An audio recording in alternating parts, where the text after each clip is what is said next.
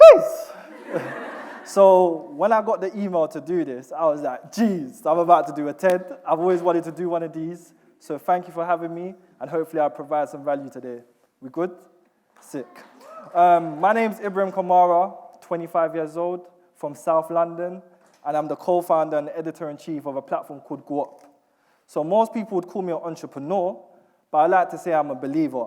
I'm one of those people who believe that anything we want to be and anything we want to do, we can. That's because I look around and everything apart from ourselves are a product of someone's mind.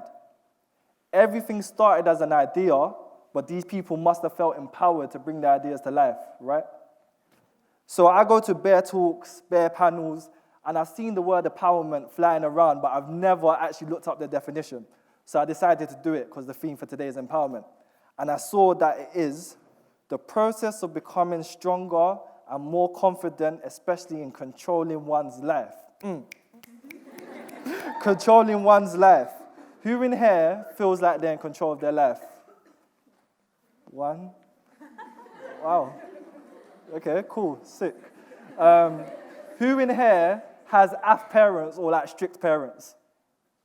Yeah, wow, mad. So I'm from Sierra Leone, and jeez, I'm from Sierra Leone, and I feel like some of you can agree when I say, growing up, a lot of us couldn't pursue our passions as careers because they weren't seen as proper jobs.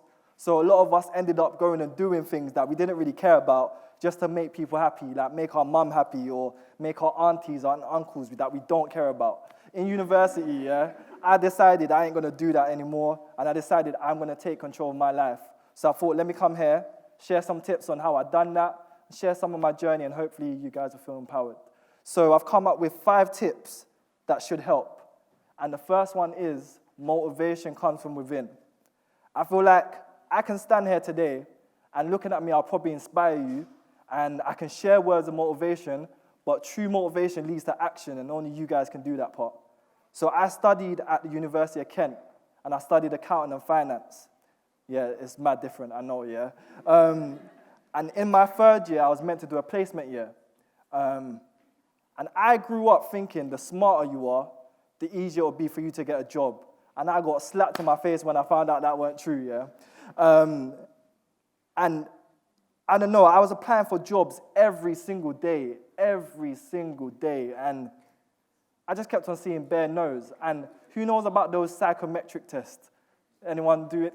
To this day, I have no clue why we had to do that, but I'm laughing now and stuff, but at that time, it really had me down. And it was coming to the end of summer holiday before going into 3rd year, and I still didn't have a job, and all my friends had a placement, so I decided to try one more time. I went on to applications, and I saw a job at PwC, which is one of the top 4 accounting firms. I applied for it, and I done a final interview with the guys. I'd done it, and they said they'll be in contact with me. 1 week went by, no contact. 2 weeks went by, no contact. 1 whole month went by, these guys did not even send me an email, not even a thing, nothing, yeah? During that whole time, my anxiety was on 10,000. Literally, every phone call, every email that came through, I was thinking, is it them, is it them? And I think I was getting crazy because I was thinking about it in my sleep and stuff, yeah? So it got to a point where I was like, you know what, let me contact them. So I've gone through the email, found the person who I've spoken to, and found their number. And I've rang them like, ring, ring, ring, ring. And I've been like, hey, I done an interview with you guys, and you guys told me you'd be in contact with me, and no one has. And she's like, oh, what's your reference number, all that blah, blah, blah stuff. And then, obviously, she told me I didn't get the job. And obviously, my heart went, I was so sad, so sad. But then I was like, I got told every time you do a job application, when you don't get it, you should ask for feedback. So I've obviously asked them why I didn't get the job. And they said, the note said your communication was poor. And I remember, I felt so dumb. It made me doubt myself so much. And even think about it's getting me upset because it was like really, I don't know, it just really made me doubt myself because I was always smart in school. But then this application process just made me think Am I not worth it? Am I stupid? All these things. And I said, you know what? I know I'm good. I know I'm great at what I can do. So I'm never, ever going to let something like this make me second guess myself. So from that point, I said I'm never, ever applying for a full-time job ever again. December of that year, I went to the 99p store and I bought a red notepad. On the front of it, I wrote 2015.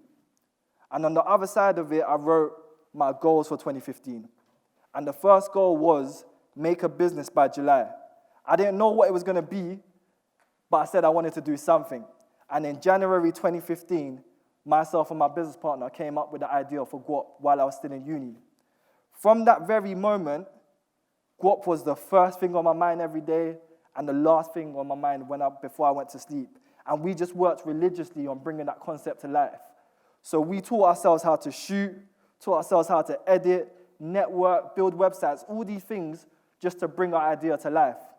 And that's where I realized that the more we done and the more we saw results from our actions, the more motivated we became because we wanted to carry on that cycle.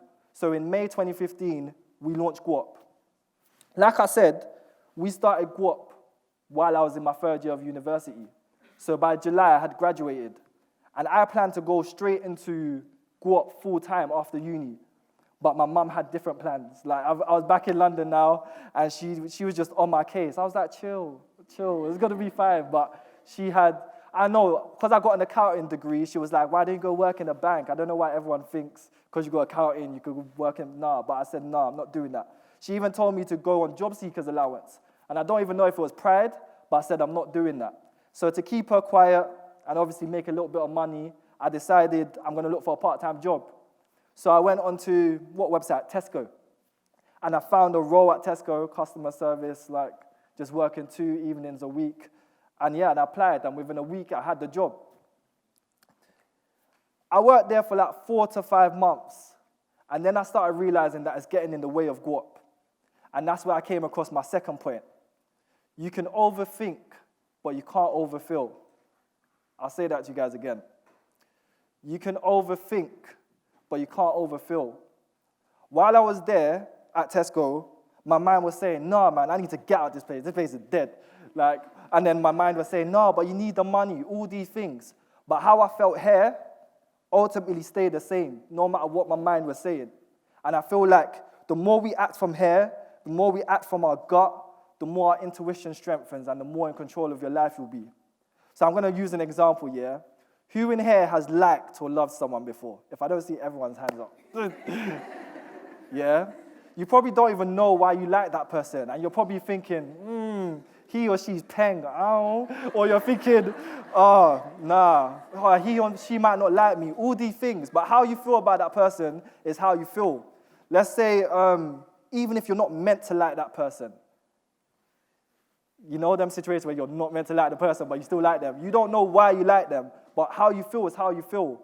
Use that same relationship with your dreams, because that's what I did. So my mind was telling me I needed to stay, but my body was telling me I needed to go. So I just left.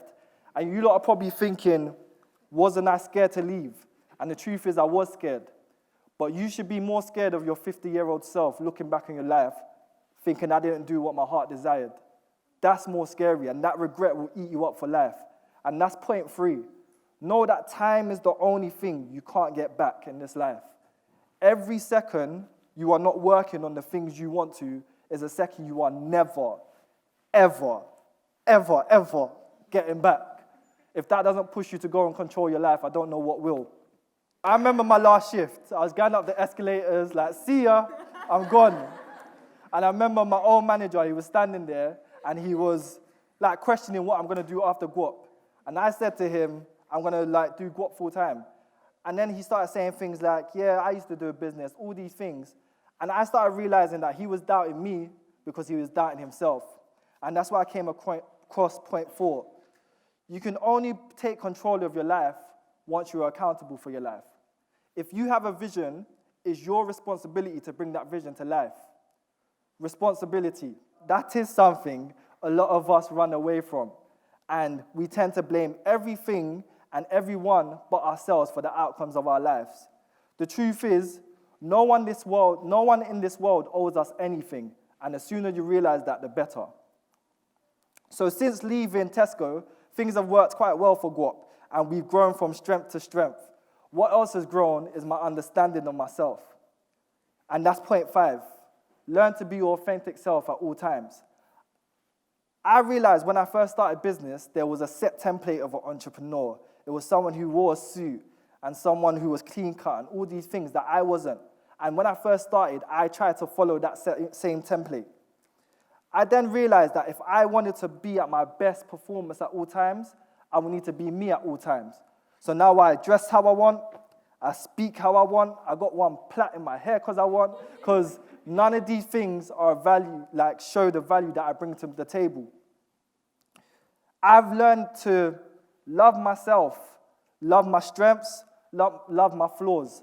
And by loving myself, my confidence increases, and therefore I'm more empowered. So, I'm going to leave you on this. Hey, this is lit. I'm going to leave you on this. Remember, motivation comes from within.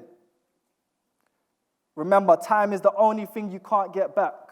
Every second you're not doing what you want to is a second you are never, ever getting back. You can overthink, but you can't overfeel. Follow your gut. Even when you feel like you shouldn't, follow it, and I'm sure you will live a life with no regrets. Be accountable for your life. No one's going to do the stuff you want for you. You need to go out and do it. And be your authentic self at all times. And I can actually say this, I say it on Twitter and all that stuff. Thank you for coming to my TED Talk.